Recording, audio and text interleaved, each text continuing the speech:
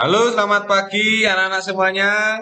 Kita hari ini bertemu lagi dalam pelajaran agama Katolik kelas 3. Kita masuk di materi percakapan dengan Nikodemus. Ya, ketika kita melihat tema ini, kita sedikit ada bunga-bunganya ya, supaya kita berbunga-bunga ya, mulai tersenyum ya, supaya tidak sedih-sedih terus begitu ya. Nah, kita awali hari ini dengan berdoa, kita ambil sikap doa yang baik. Dalam nama Bapa dan Putra dan Roh Kudus. Amin.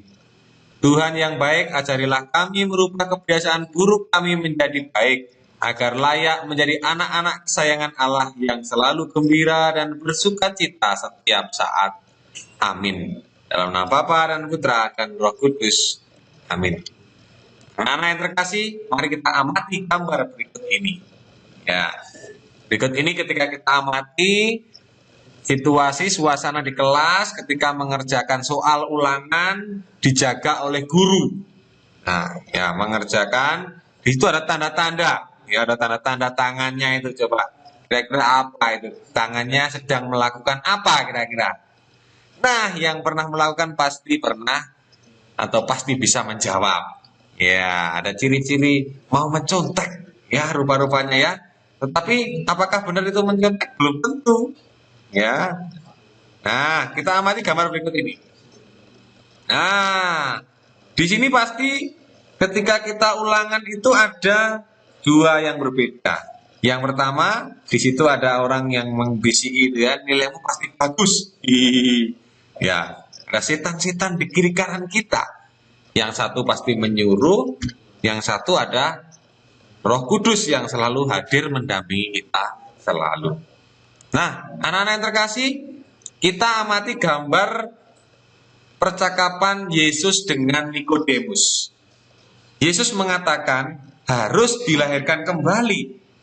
Nikodemus, bagaimana mungkin? Nikodemus memikirkan pandangan manusia. Manusia mana mungkin kalau sudah besar bisa dimasukkan ke rahim ibunya. Itu pemikiran Nikodemus. Sedangkan Yesus mengatakan dilahirkan kembali bukan dalam hal itu yang dimaksud. Apa yang dimaksud? Kita ikuti pelajaran selanjutnya. Gitu ya.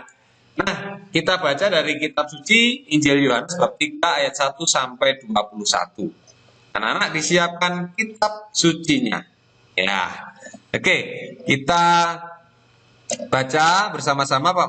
Anak membaca dari sini, anak-anak membaca dari rumahnya masing-masing. Dia datang pada Yesus di waktu malam dan berkata, Rabi, kami tahu bahwa engkau datang sebagai guru yang diutus Allah, sebab tidak ada seorang pun yang dapat mengadakan tanda-tanda yang engkau adakan itu, jika Allah tidak menyertainya. Yesus menjawab katanya, Aku berkata kepadamu, sesungguhnya jika seseorang tidak dilahirkan kembali, ia tidak dapat melihat kerajaan Allah. Kata Nikodemus kepadanya, bagaimanakah mungkin seorang dilahirkan kalau sudah tua?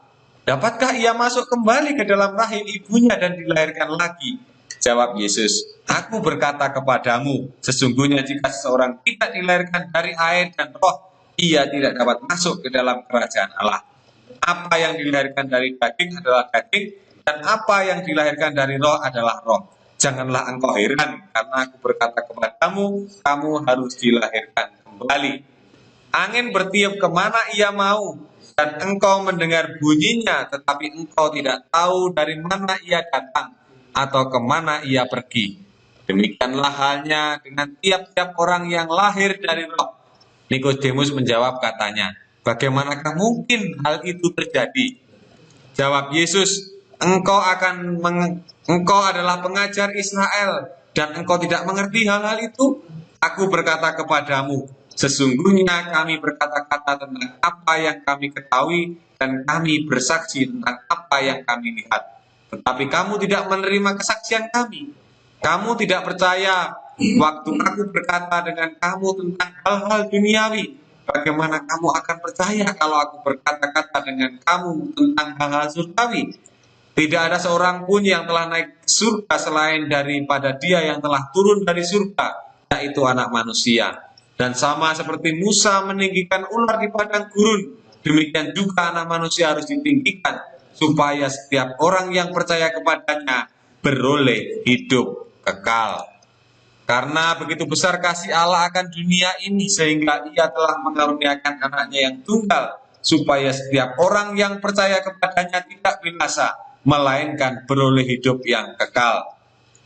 Sebab Allah mengutus anaknya ke dalam dunia bukan untuk menghakimi dunia, melainkan untuk menyelamatkannya oleh Dia. Barang siapa percaya kepadanya, ia tidak akan dihukum. Barang siapa tidak percaya, ia telah berada di bawah hukuman, sebab ia tidak percaya dalam nama anak tunggal Allah. Dan inilah hukuman itu, terang telah datang ke dunia, tetapi manusia lebih menyukai kegelapan daripada terang, sebab perbuatan-perbuatan mereka jahat. Sebab barang siapa berbuat jahat, membenci terang dan tidak datang kepada terang itu, supaya perbuatan-perbuatan yang jahat itu tidak nampak. Tetapi barang siapa melakukan yang benar, ia datang kepada terang supaya menjadi nyata bahwa perbuatan-perbuatannya dilakukan dalam Allah. Demikianlah Injil Tuhan.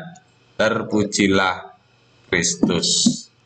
Anak-anak yang terkasih, ketika kita menyimak betul-betul tentang bacaan Injil hari ini, kita telah mendengar bahwa Nikodemus adalah seorang pemimpin agama Yahudi.